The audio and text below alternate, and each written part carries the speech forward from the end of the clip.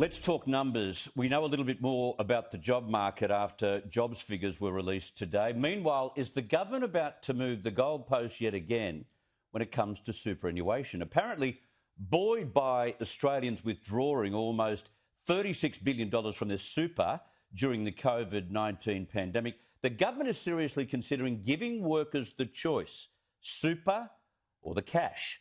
To explain all of this and take a peek at the hottest stocks in 2021, I'm joined by Peter Switzer from switzer.com.au. G'day there, Pete.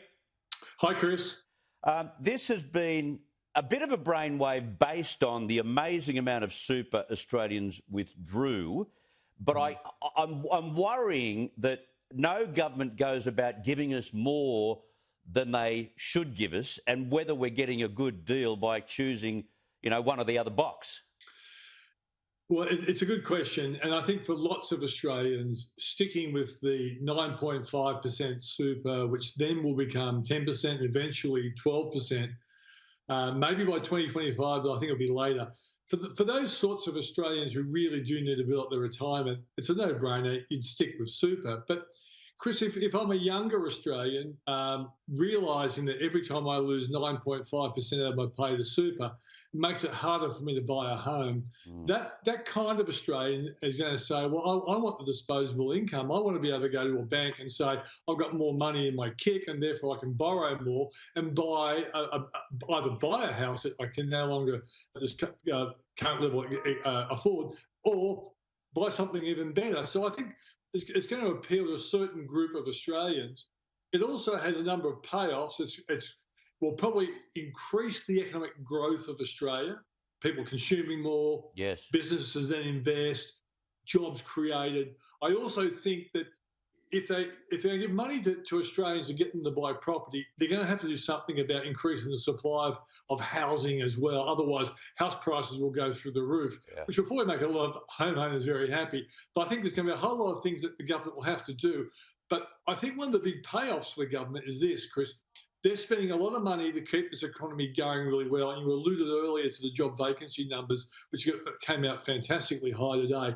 Now, they need the Australian economy to grow really fast over the next 2 or 3 years, and then they get a whole lot of tax revenue to pay off the big deficit that they've used to cover up this natural disaster recession that has actually come along because of the pandemic. Yeah, that's interesting.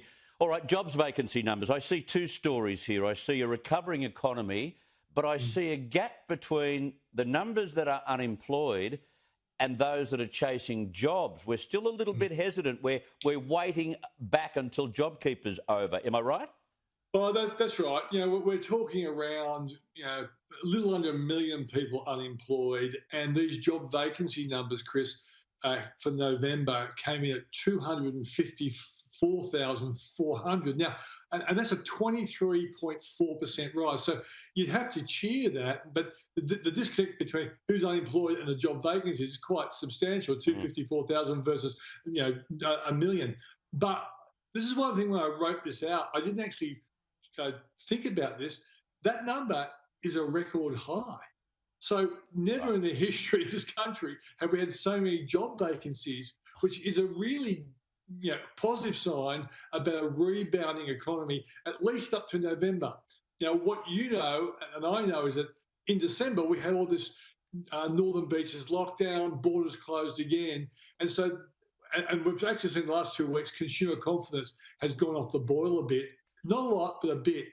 And so it's good that we had momentum going into this terrible period of December, January, when borders close, and the economy will suffer as a consequence. But I don't think it'll be too much, provided those borders get opened up in February. Yeah, more good news than bad news. And finally, you've written in switzer.com.au about what us amateur stock watchers should be watching in 2021.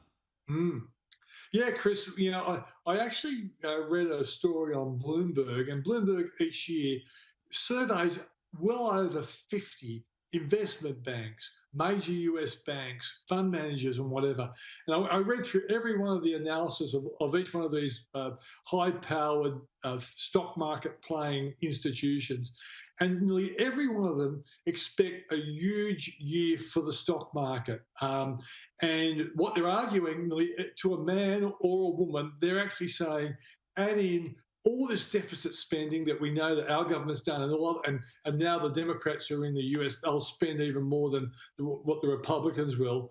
You add that to the fact that vaccinations are now coming. They're tipping a very huge year for economic growth and the stock market, with the likes of Goldman Sachs tipping 13% for the US stock market. Wells Fargo thinks corporate earnings in the US will be up 30%. These are big numbers. I hope they're right.